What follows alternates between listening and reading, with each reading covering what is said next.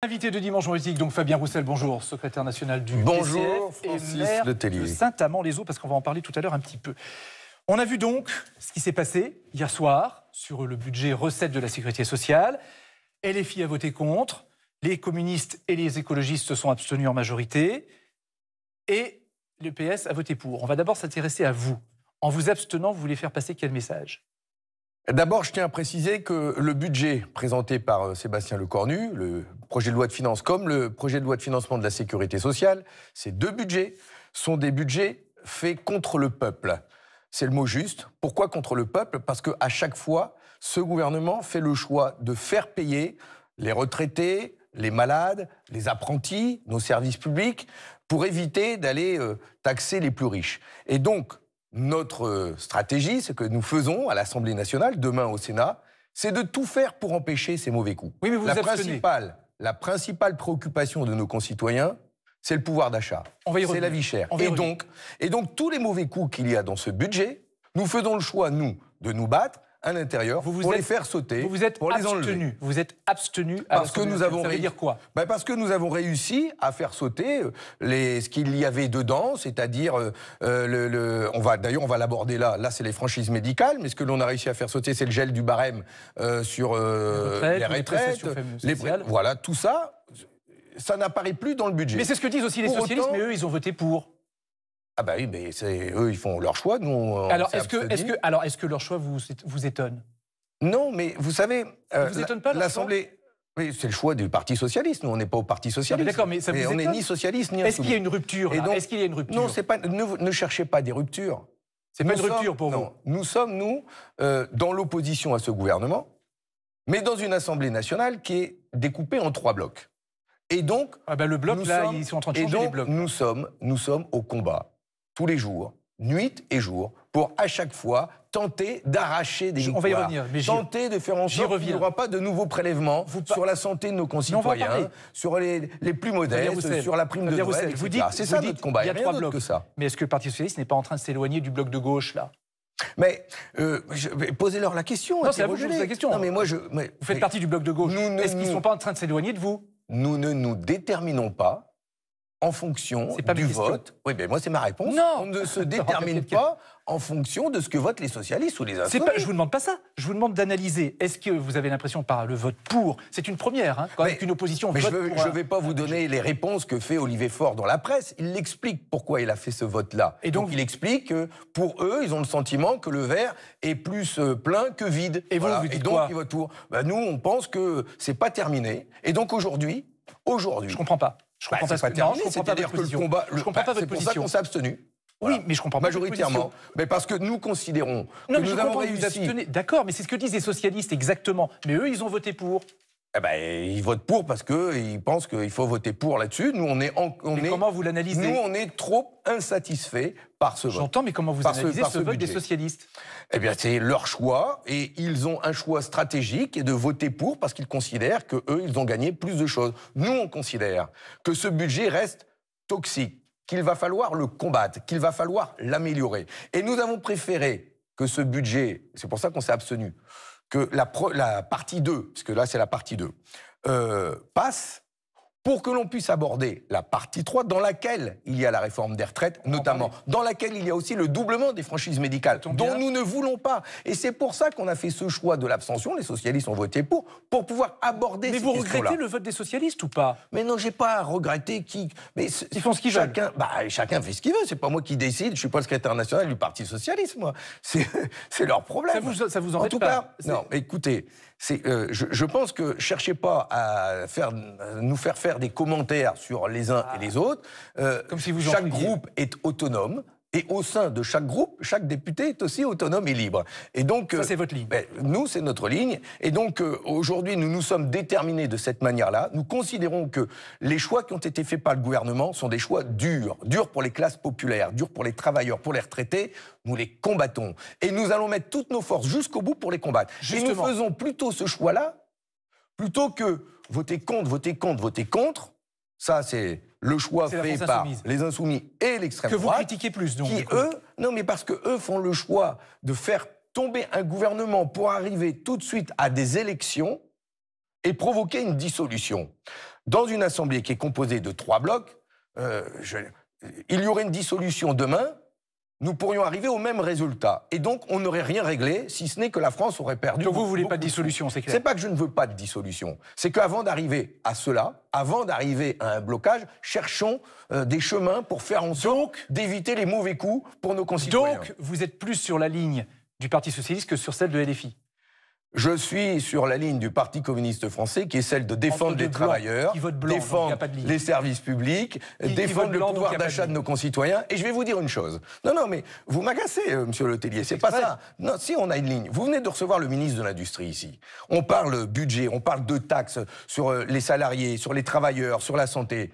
Ce qu'il faut dans notre pays, c'est créer des emplois. Il y a 100 000 emplois menacés, vous l'avez dit avec lui. Je suis outré, moi, par la discussion que vous avez eue avec le ministre de l'Industrie. Parce que le meilleur moyen de créer de la richesse dans notre pays, le meilleur moyen de rembourser notre dette, c'est de créer de la richesse, c'est d'avoir des emplois dans l'industrie, des emplois dans l'alimentation, ne pas laisser passer le Mercosur, ne pas laisser Ascométal fermer, ou Novasco, ou ThyssenKrupp, et faire en sorte qu'avec 100 000 emplois dans l'industrie, 100 000 emplois dans les services publics, il y ait des salaires, il y a des gens qui payent des impôts, il y a des gens qui consomment, il y a un pays qui tourne. Justement, or ça, on n'en parle pas du tout. Vous avez dit qu'il va y avoir une suite. Justement, les députés vont maintenant évoquer les dépenses de la Sécu. Le gouvernement veut faire des économies, mais pour beaucoup de Français, ce sont les fins de mois qui restent difficiles. Pour les gens qui n'ont pas trop de revenus, avoir une prime de Noël, c'est quelque chose de relativement bien. Acheter des cadeaux. Et puis surtout, à finir mes fins de mois aussi. Le gouvernement veut-il exclure l'an prochain les foyers sans enfants de cette prime de fin d'année? Je pense que maintenant, il faut faire attention. Je ne suis pas sûr que notre pays ait les moyens de poursuivre ses politiques de générosité maximale. Le président Macron vient de décider d'interdire de fait les découvertes bancaires. La directive adoptée au Parlement européen prévoyait la protection des consommateurs. Macron en a fait une ordonnance de flicage social. Rien dans cette directive, dont je rappelle que Mme Aubry et l'ensemble de votre groupe l'a votée, n'interdit les découverts. Vous trompez les Français. Les autorisations de découvert au-dessus de 200 € seront plus difficiles à obtenir. Au-delà, les revenus et les charges du consommateur seront étudiés au cas par les banques. J'ai un découvert qui est autorisé à 100 €. Il me sert parce que avec tout ce qu'on doit payer et puis ce que je touche, ça dépasse. Un découvert, c'est vrai que ça peut nous arranger. Parce qu'arriver à la fin du mois, souvent, on n'arrive pas vraiment. À un moment donné, le salaire ne va pas jusqu'à la fin du mois. Et au nom du pouvoir d'achat, préoccupation première de nos concitoyens, nous devons vous dire notre position ferme à l'année blanche sur toutes les pensions et sur toutes les prestations. Quand on nous dit qu'on va encore, ne pas nous augmenter encore pour plusieurs années, je sais pas pour vous, mais pour moi, les fins de mois sont justes. On a travaillé, je suis désolée. On a souffert, nous aussi, et je pense que là, on en a marre. Alors, il faut arrêter les conneries. Ces mobilisations, elles ont d'abord pour mot d'ordre d'exiger l'enterrement de la désindexation des retraites que le gouvernement veut mettre en place. Donc, le Premier ministre commence à rétropédaler sous la pression de la mobilisation. Pour autant, à ce stade, nous n'avons pas de garantie claire. Fabien Roussel, ça va se jouer après-demain à l'Assemblée nationale, la suspension de la réforme des retraites à 64 ans, ce qu'a promis Sébastien Lecornu au Parti socialiste pour qu'il ne le censure pas. Voterez-vous pour cette suspension? D'abord, je dirais que les retraités, ils ont raison de se mobiliser. Parce que ce sont eux à qui on fait tout payer depuis des années. Et un tiers des retraités survivent avec moins de 1 000 € net par mois. Et donc, c'est dur. Et tout augmente, les mutuelles, l'électricité, etc. Et donc, il faut prendre ça en compte. Et ensuite, il y a les salariés. Les salariés usés par des décennies de travail. La réforme Borne, nous l'avons combattue. 64 ans, 172 trimestres, 43 ans de cotisation pour avoir droit à sa retraite. C'est inadmissible, et en plus imposé par un 49.3. Nous continuerons de combattre cette réforme des retraites. Donc, mercredi... J'ai été discuter avec M. Lecornu. J'étais à l'Élysée, à la réunion convoquée par le président de la République, où ce sujet a été mis à l'ordre du jour. Et d'ailleurs, je noterai que grâce aux mobilisations de tous, ce sujet, il est toujours à l'ordre du jour. Mais répondez à ma question. Mercredi, il y a le vote. Eh bien, est-ce que vous voterez la suspension? Attendez, M. Letellier. Avant le vote, il y a le débat. Avant le vote, il y a à savoir ce qui va être mis à l'ordre du jour. La suspension de la réforme de la retraite de 64 ans. Il y a suspension et suspension. Vous n'êtes pas convaincu encore? Non, j'attends de voir. Et nous allons continuer de nous battre. Mercredi, nous allons présenter des amendements pour son abrogation. Et nous l'avons d'ailleurs déjà fait par une résolution qui a été votée à l'unanimité, puisque dans l'hémicycle, il y a une majorité. Il y a une majorité pour l'abrogation de cette réforme. Mercredi, vous faites quoi? Mercredi, nous allons tout faire pour obtenir le blocage ferme et définitif de cette réforme. Donc, à 62 ans et 9 mois, 170 trimestres pour les générations après 1963. Mais concrètement. Et après. Eh bien, on verra, monsieur. Non, mais c'est-à-dire que pour l'instant, vous ne savez pas si vous votez la suspension ou pas. Parce que moi, j'attends de voir ce qui va sortir. Parce que vous voulez l'abrogation. On veut l'abrogation. Donc la suspension, ça suffit pas. Mais si on obtient une réelle suspension de cette réforme, c'est-à-dire une réelle suspension pour ceux nés après 63, et donc je dis bien avec 62 ans et 9 mois et demi pour partir et 170 trimestres. Là, vous votez pour. Si nous obtenons ça, nous soutiendrons la réforme. Nous la soutiendrons et ce sera un premier pas pour tous les salariés qui sont concernés et qui attendent de pouvoir partir. Mais pour l'instant, on parle de plus d'1 million de salariés qui sont concernés. Pour l'instant, vous ne dites pas oui. Moi, j'attends de voir. Vous n'êtes pas aussi convaincu que les socialistes. Mais parce que M. Bayrou nous a trompés. Monsieur Lecornu nous fait cette annonce. Mais le président de la République revient derrière et nous dit non, c'est juste un décalage. Si c'est un décalage, nous ne sommes pas d'accord. Le communisme, c'est une bonne nouvelle pour vous, semble bien se porter aux États-Unis. Si on en croit en tout cas les déclarations de Donald Trump qui ne sont pas passées inaperçues sur les réseaux sociaux, après l'élection du nouveau maire de New York, Zoran Mamdani, nouvelle idole de la gauche française qui, elle, est loin de parler d'une seule voix, on l'a bien vu. Mais quel est ce vent d'ouest qui souffle sur la gauche française? Face à Trump, un jeune démocrate musulman a su séduire le temple du capitalisme. Et ce n'est pas sans ironie que le nouveau maire de New York s'adresse à son meilleur ennemi, le président américain. Donald Trump, je sais que tu nous regardes. J'ai 3 mots à te dire. Monte le son. Mais les communistes, les marxistes, les socialistes et les mondialistes ont eu leur chance et n'ont engendré que des catastrophes. Voyons maintenant comment un communiste s'en sortira à New York. Pendant ce temps à Paris, dans le temple de la loi, communiste, socialiste, écologiste, insoumis, tous se disputent sa filiation. Il a porté de façon assez moderne la colère sociale.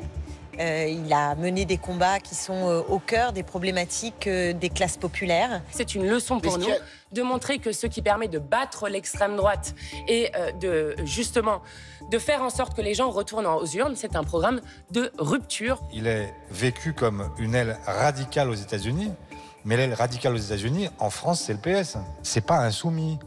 Tous les sujets semblent creuser le fossé entre socialistes et insoumis, et le vote du budget n'est pas le dernier. Les socialistes ont changé d'alliance et sont passés de l'alliance avec nous à l'alliance avec M. Attal. Dans l'hémicycle, la critique est même reprise par la droite et le RN.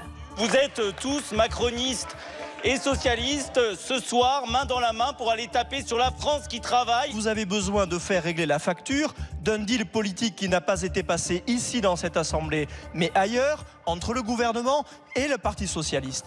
Le patron des socialistes plaide lui pour la politique des petits pas, des acquis pour les Français, tout en maintenant la pression sur le gouvernement Lecornu. Si on voit que d'un seul coup, toutes les portes se referment et qu'on n'arrive pas à avoir les recettes suffisantes pour corriger tout ce que le projet de loi de finances et de financement de la sécurité sociale contiennent, peut-être qu'on arrivera à la censure et c'est pas une menace, mais c'est une réalité. De ce numéro d'équilibriste, que retiendront les Français en 2027? Préféreront-ils une gauche constructive ou radicale? Décidément, c'est loin l'Amérique. On retourne à l'Amérique 2 secondes. Zoran Mamdani, d'origine indienne, né en Ouganda, musulman, maire de New York. Est-ce qu'on pourrait voir ça en France? Mais en tout cas, Trump fait une superbe pub aux communistes. Mais sur Zoran Mamdani, est-ce qu'on pourrait voir ce genre de profil en France? Mais pourquoi pas? On n'en voit pas. Oui, mais où sont les blocages? Justement, c'est tout l'honneur de la gauche de présenter à chaque fois des candidats, des hommes et des femmes qui ressemblent à la population de leur pays, mais surtout, c'est le contenu du programme. Regardez sur quoi a gagné le candidat Zoran Mamdani à New York. Il a gagné en parlant de la vie chère. Il a parlé en parlant, il a mis en avant la gratuité des bus, l'alimentation avec des épiceries solidaires, tellement le coût de l'alimentation est élevé là-bas. L'accès au logement, tellement les logements sont élevés, les prix des loyers sont élevés à New York. Il a mis la question sociale au cœur de sa campagne. Eh bien, c'est ce que nous faisons aussi. Il n'y a que ça qui doit compter. Et donc, bravo pour cette belle victoire. Ça fait du bien face à... il demande, Trump, si un communiste y arrivera à New York. En tout cas, mieux qu'un milliardaire à la tête des États-Unis, qui est raciste, sexiste, guerrier. Oui, je pense qu'il fera mieux à New York. Oui. La gauche en version puzzle, on le disait, à l'Assemblée nationale, entre le PS et le reste de la gauche. On va retrouver Laurence Perron, journaliste politique à France Inter, qui est donc avec nous aujourd'hui. Rebonjour Laurence. Francis, bonjour, Fabien Roussel. Et on va replonger dans le chaudron de l'Assemblée nationale. Oui, sur le budget, on a pu le voir, l'alliance du nouveau Front populaire a volé en éclats. Est-ce que ça vous attriste ? Mais l'alliance du nouveau Front populaire a été bâtie en 2024 pour les élections législatives. Depuis... Il y avait un programme quand même. Oui. Et les électeurs ont voté sur un programme. Depuis, on peut dire que la rupture a été consommée, elle est actée. Les noms d'oiseaux volent entre les uns et les autres. Est-ce que ça vous attriste ? J'en ai pris moi-même plein mon grade. Les choses, en sont là. C'est fait. Passons à autre chose. Donc c'est fini. Passons à autre chose. Oui, passons à autre chose. Oui. Vraiment. Et ça vous attriste ou pas ? Mais passons à autre chose parce que, en fait, ce qui doit nous guider d'abord. On est là en 2025. Ce qui doit nous guider d'abord, c'est l'intérêt de la France. C'est les questions donc liées au travail, à la paix. Ces questions que je porte, que mon parti porte depuis un moment. Je ferai d'ailleurs un meeting le dimanche 23 novembre prochain à Marseille pour mettre cette question liée à l'emploi, au travail et à la paix au cœur des propositions que nous portons pour le pays, et rassemblons à partir de ces grands combats qui sont les nôtres. Ça ressemble quand même à une affiche... D'entrer en campagne présidentielle, non ? Non, pourquoi ? Pas du tout. Nous serons à Marseille, justement. C'est pas une entrée en campagne présidentielle. Non. Je vais vous dire chaque chose en son temps. On pense à Jean-Luc Mélenchon qui avait fait ce même meeting au même endroit pour lancer sa campagne chaque présidentielle. chose en son temps. D'abord, aujourd'hui, on doit se battre à l'Assemblée nationale et au Sénat pour défendre le pouvoir d'achat des Français, l'emploi, j'ai parlé de l'industrie, et on a les élections municipales à venir. Ce sont les choses qui me préoccupent d'abord, avant toute chose, et je pense que déclarer sa candidature à l'élection présidentielle dans la période, c'est bien prématuré. C'est pas le sujet, c'est pas... Non, mais c'est pas les préoccupations de nos concitoyens. Et donc, alors, ce n'est pas mon sujet. Sur le nouveau Front populaire, dont vous nous dites que ça y est, c'est terminé, on ferme la page. Tout de même, à qui la faute ? Je sais pas, moi, c'est pas le sujet. Enfin, si, c'est important. Mais non, ça vous a permis d'être élu quand même il y a un an. Mais non. Pas vous d'ailleurs, hein. Oui, excusez-moi. D'ailleurs, justement. Oui, mais enfin, vos députés. Non, mais justement, vous voyez bien que cette alliance du NFP, elle a aussi eu, dans certains endroits, comme chez moi, l'effet inverse. Elle a surtout contribué, dans certains endroits, à faire élire des députés du Rassemblement national. La tête de Jean-Luc Mélenchon sur votre affiche vous a fait perdre. Et donc, non, je l'ai pas mise, moi, sur mon affiche, justement. Mais n'empêche. Toujours est-il que ça, je le mets de côté. Aujourd'hui, ce qui doit nous guider d'abord, c'est l'intérêt de la France, l'intérêt du pays. Et alors, c'est là où je vous rejoins. Et c'est donc le contenu, le projet, le programme qui doit nous intéresser. Et alors, c'est là où je ne comprends pas ce que vous dites en disant, vous avez demandé aux députés de s'abstenir, certains n'ont pas respecté cette règle, certains dans vos rangs ont préféré voter contre. Est-ce que vous comprenez que certains députés communistes aient du mal avec ce deal passé par le PS ? D'abord, nous sommes un parti démocratique et le groupe à l'Assemblée nationale comme au Sénat fait ses choix entre eux, même si je les ai rencontrés la semaine dernière. Mais vous étiez plutôt sur l'idée d'une abstention. Non, mais sachez que les députés et les sénateurs communistes dans notre groupe ont la liberté de vote. On la respecte. Et donc, voilà. Et c'est normal. Il n'y a pas... est-ce que vous comprenez... Chez nous, il n'y a pas de guide suprême qui dit c'est comme ça. Et si on ne fait pas, on est... Est-ce que vous comprenez une Elsa Faucillon qui vote contre ? Et qui n'est pas d'accord avec le deal du PS ? Mais quand j'ai dit tout à l'heure que ce budget était un budget terrible qui se fait contre le peuple, je comprends ceux qui votent contre. Mais moi, je suis plutôt de la tendance de ceux qui veulent construire, qui veulent se battre pour obtenir des choses. Être que dans l'abstention, être que dans l'opposition, c'est un petit peu être dans la protestation, point barre. Il faut être en capacité... C'est un message à qui, ça, quand vous dites ça ? Il faut être aujourd'hui en capacité de réussir juste petite parenthèse, à arracher des victoires. C'est ce que disent les socialistes en critiquant Jean-Luc Mélenchon. Vous reprenez donc ce discours ? Vous permettez que je parle avec mes propres mots. Et vous reprenez ce discours. C'est ce que je pense, moi. C'est-à-dire qu'aujourd'hui... C'est ce que vous pensez de Jean-Luc Mélenchon et de LFI ? Aujourd'hui, on doit... Je pense aussi à l'extrême droite. Je pense aussi à l'extrême droite. Il y a deux partis aujourd'hui, l'extrême droite et la France insoumise, qui sont obnubilés par une chose, c'est les élections. Parce qu'ils pensent d'abord... Vous les mettez sur le même pouvoir... Parce qu'ils pensent tous les deux d'abord à se présenter aux élections présidentielles. Vous les mettez d'égal à égal.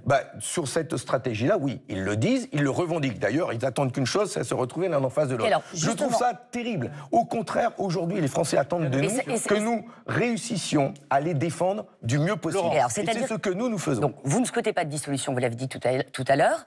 À quel moment... Attendez, je veux pas de dissolution. Si demain, il n'y a pas d'avancée sur les retraites. Voilà, je vais vous demander quand la censure interviendrait. Si demain, il y a un budget avec encore des mauvais coups pour les retraités, pour les apprentis, pour les jeunes, pour nos écoles, pour la santé, pour notre modèle social, s'il y a encore des mauvais coups contre le pouvoir d'achat des Français, sans aucun état d'âme, nous censurerons ce gouvernement. Nous voterons contre et nous irons aux élections. Parce que nous ne serons pas la béquille de ce gouvernement. Je le dis clairement et je l'ai dit comme ça aussi à Sébastien Lecornu. Ce que nous voulons, c'est que ça change pour nos concitoyens. Et donc nous nous inscrivons dans la démarche, dans une position de combat, vraiment, à l'Assemblée nationale pour arracher à chaque fois, et ça se joue à quelques dizaines de voix. Donc chaque voix compte pour arracher des victoires. Et nous serons de cela. Rapidement.